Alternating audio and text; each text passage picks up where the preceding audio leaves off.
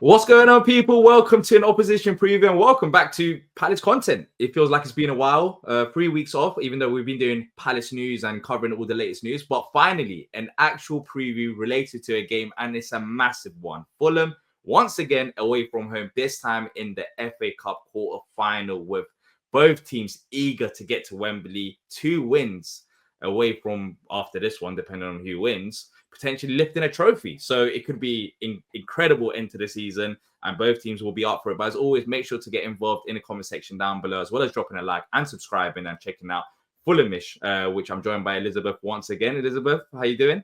Thank you for having me. I'm really well. As I said on your channel, it was interesting because it feels like every month or so now we're doing these opposition previews, but I think this is going to be the last one of the season after it's not possible to face each other. But since we faced you last time around, how have your games been? Because of course Palace have had a 3-week break. I believe you lot played in the latest Premier League set of fixtures as well. Yeah, it's actually been, considering where we were after that Palace game where we lost 2-0 and just had absolutely nothing. I feel like we've picked up quite a lot. Obviously, the following weekend, we had a very emotional win on penalties at Old Trafford in the Cup, which was very stressful, but in many ways, everything Fulham fans dreamed of and more.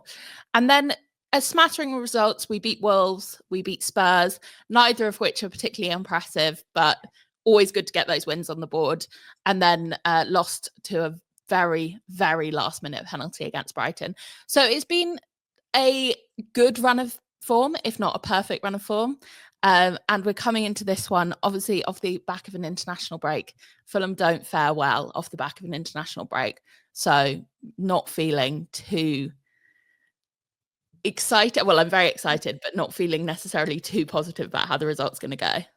Do you think that plays a factor in terms of what happened last time around when we faced you? Because naturally, so if it was the other way around, where it was Palace that lost to Fulham 2-0, I would be a bit cautious myself, which then again could play in your favour if Palace become complacent. But was you surprised about the last result, the 2-0 win? I think I was surprised by how much Fulham didn't show up.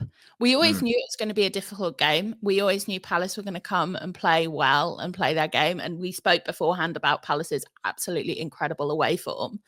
But the fact that Fulham just didn't show up at all on the pitch that day was concerning. And to be honest, when the draw was made, it did concern me looking forward to this fixture. Yeah, I guess so. When the draw was made, I said it on your opposition preview, where Preston was the number one team, I think, for everyone. And I mean that with respect again, because of where they're based in terms of the table and in the league. But then the second team, I was split between Aston Villa because of how we performed against them recently under Oliver Glasner, and Fulham based on the most recent result. But of course, that's a bit of bias. So it could actually play in your favor, as I said. So I don't know what to really expect from a Palace perspective.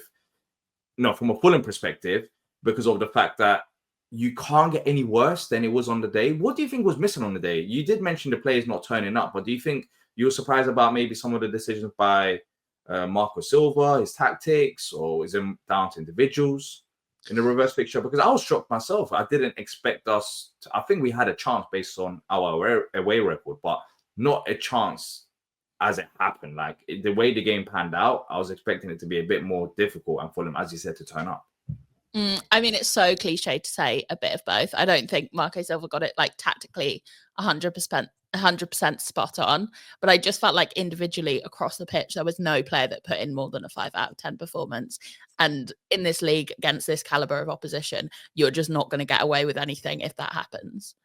Yeah, and I do think it played a big significance in terms of the league table as well, because now Palace have a game in hand. But I don't think we'll beat Newcastle away from home, but we're facing Southampton next. If we beat Southampton in the league next, then we're basically there. We're only, I think, 3 points behind Fulham. So it was a massive game for Palace in that aspect. But do you expect Marco Silva to make any changes based on what happened in the previous game? Is he the type of manager where, in a reverse fixture, if things don't go well, he might change out for the next fixture, or does it really stick to his principles? He tends to stick to his principles. I think, again, a good blend of he's pragmatic in some sense about, like, he's not an Ange Postecoglou type manager at all.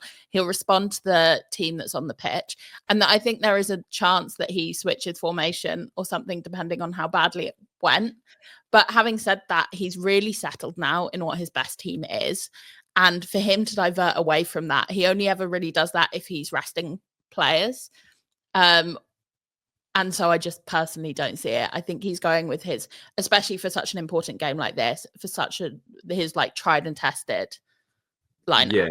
Yeah, it makes sense because Oliver Glasner is a similar type of manager where we have our system is we will be playing free at the back regardless of what happens, because that's the way that we've been training ever since he's come to the football club. But the reason why I did ask that question is because of the fact that in 3 games this season he's gone to potentially free at the back, which how has it worked out for those who haven't watched Fulham when they changed the system? I think most recently it was a Brighton one, which I don't think a lot of fans were happy about.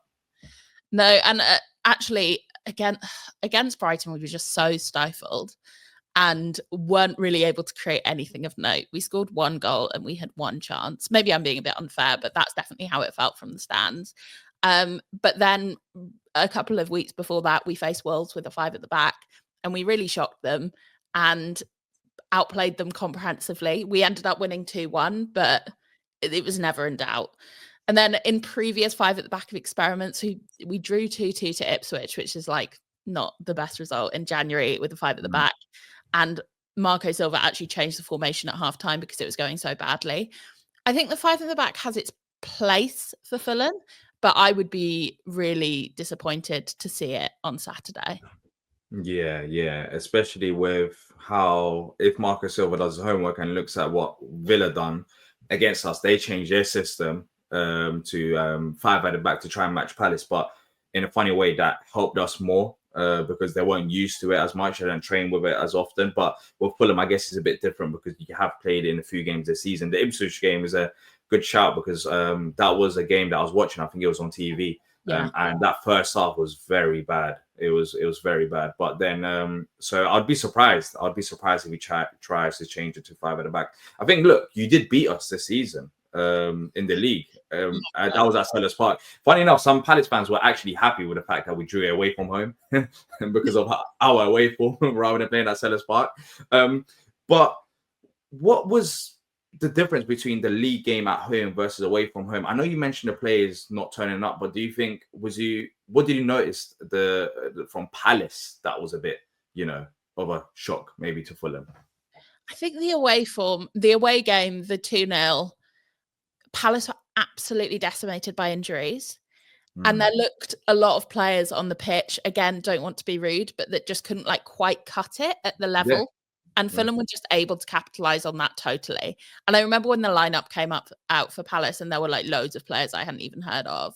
And I thought, we're definitely doing them. And we were also off the back of a really emotional victory against Brentford that week, which I do think helps matters. And obviously we've had the international break, but we've just had a very emotional and great victory against Spurs. So maybe that will propel us. But yeah, honestly, that game I would say is 100% down to injuries. Yeah. In terms of key battles, then, what are you looking forward to in this game? Because for me, I mentioned it in the opposition preview we've done on your channel with Mateta against Joachim Andersen. I think Mateta was a massive problem for Fulham on the day. And I think both. I think it's more about Andersen than Bassi, but both defenders weren't great. As you said, the team wasn't great on the day. It was one of those days where you just had an off day. But is it Joachim Andersen versus Mateta? And also, would you make any changes based on that game for this game, personnel wise? I don't know. I'm struggling to remember who actually started for us in midfield that day, but I'll tell you who I would start if I had. I would start 4 at the back with Andersen and Bassi, and then in the middle, Berger and Lukic. In front of them, Andreas Pereira. I feel like Smith Rowe might have played and had. Yeah, Pereira came on. I remember he came on. Performance. Our club record signing, and to be honest, not a player that is doing enough for me at this moment in time. Obviously, that might change. In terms of key battles, obviously Andersen Mateta is the headline one because of Anderson's history at Crystal Palace, and obviously Mateta's return to the team. So that's the one that we're really excited about. And then down the left, Anthony Robinson, like I always have to mention him because he is such a speedy, excellent wing back. And he will be coming up, I believe, against Munoz. Munoz. Munoz. We actually scored in that game. Yeah, it was actually a good finish, but yeah. Yeah. But that's always an interesting battle on that left-hand side for me, whoever Fulham are facing. Yeah, I think that Robinson one going into the last game was actually one of the main talking points is about how we deal with him, because Munoz at times defensively he can fall asleep.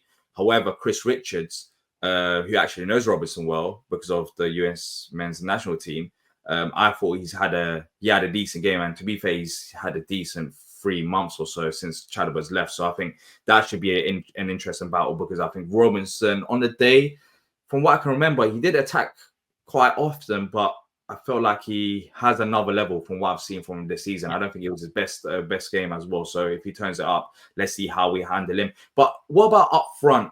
What can we expect in terms of strikers? Who would you start with? I think last time Lacroix actually had, I think he might have been man of the match on Munoz.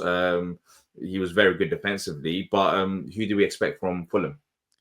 I just don't see how Marco Silva cannot start Raul Jimenez up top in our number 9. He's just come off an international break where he scored, I believe, 4 goals. Okay, and you have to. Surely. Propelled Mexico to Nations League success and glory. And riding that emotional high, like, sure, he'll be tired, but there's just no way that you can't start him. And then I do quite like the switch when we take off Jimenez at about 60 and bring on our chaos merchant, Rodrigo Muniz. Yeah. He's quite an unpredictable player. On his day, he's electric and incredible, but he has a lot of days where he has the wherewithal and coordination of like a small giraffe. So you never know what you're going to expect. And I think on a good day, that baffles defenders, but on a bad day, his sloppiness and messiness means that defenders are able to deal with him quite easily.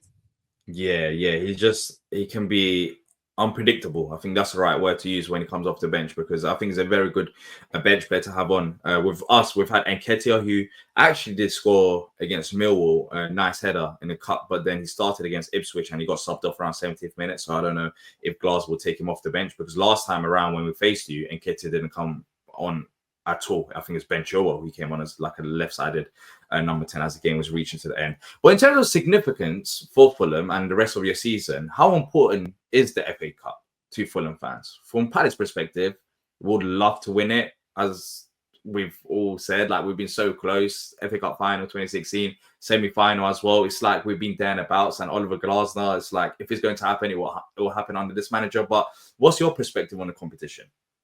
Yeah, I mean, for Fulham fans, at least I can definitely speak on my behalf. It is the most important game of the season on Saturday, and our 5th round tie against Manchester United was the most important game of the season at that point.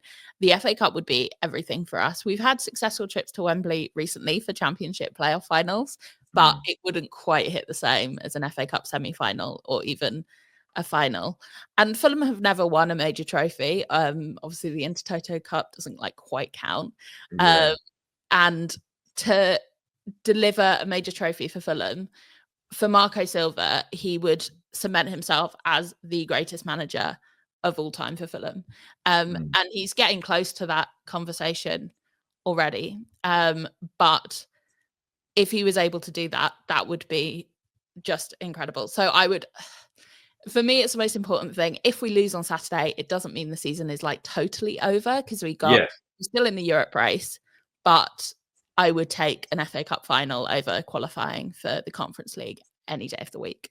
I think a lot of Fulham fans would do that, but then again, maybe, I don't know, you'll know a bit more about how they're thinking, but maybe even if you didn't win, even if you ended up losing against us, you still got something to play for. So I guess it's not like the end of the world, but I think, of course, from a fan's perspective, we'll take an FA Cup over anything. Like, at this point of the season, even if you don't qualify for Europe, if you win the FA Cup, then you'll qualify for Europe anyways. So that's the biggest thing. And I think the major factor, I don't know how you feel, But as a Palace fan, looking at the teams that are left, yes, City are still there, but genuinely, I think it's anyone's to win. 100%. City are favourites, but they're not the same Man City that we've seen years ago of just utter dominance. And they might still win their FA Cup, but there's a chance. And I think that plays a factor as well. And then when, Fulham are looking at Palace and saying, maybe this could be a game that you lot could beat us, and we're doing the same against you lot. Bournemouth are probably looking at Man City saying, we could beat them. We have beaten them in the league at home so far this season. So why can't we do it in the cup? Brighton and Forest, I think both teams will be up for it as well. The only one is maybe Villa Preston. We'll see if there's an upset there. But I think it's anyone's competition. And that's the reason why this year it holds a lot of significance, because it's very hard to call. It's very hard to call. And I would love it as a Palace fan to have an FA Cup. As you said, we haven't won a major trophy either. And there's a lot of other teams in this boat. I think Bournemouth are there. Brighton should be there. Forest, of course, have City, and who else? Villa have. So yeah, it should be interesting. Let's move on to score predictions then. Are you expecting a bit more of like a positive result this time around? Do you think Fulham will get the revenge done? I don't know. I just think with us coming off the back of an international break, with how comprehensively we were beaten last month, with all of that, I am going to say 3-2 Palace after extra time, but I'm not happy about it. And we chatted a bit about this. If it goes to penalties, I back Fulham 10 days out of 10 to win it. So yeah, I just don't want no penalties. Yeah, I mean, that's the only thing I don't want as a Palace fan, and I'm worried now because if it ends up being 0-0 and it keeps dragging on, I just don't want to experience a penalty shootout again, because the last time we did was against Newcastle in the League Cup and it just didn't work out. But it never really does for us. We rarely win, and you're just coming off a penalty win at Old Trafford against Manchester United, so we don't want that. But I'm going to go for 2-1 Palace. I don't know. I think it could go 2 extra time. I'm expecting a more difficult game than what we had in previous time. I think Fulham players should turn up. I think both set of players will be up for this game. There's a chance, there's a trophy just around the corner basically now at this point, and a Wembley trip. So it's going to be a difficult game, but let us know your score predictions in the comment section down below, as well as checking out Fulhamish. The link will be in the description down below as well. That's it from us, and until next time, up the Palace.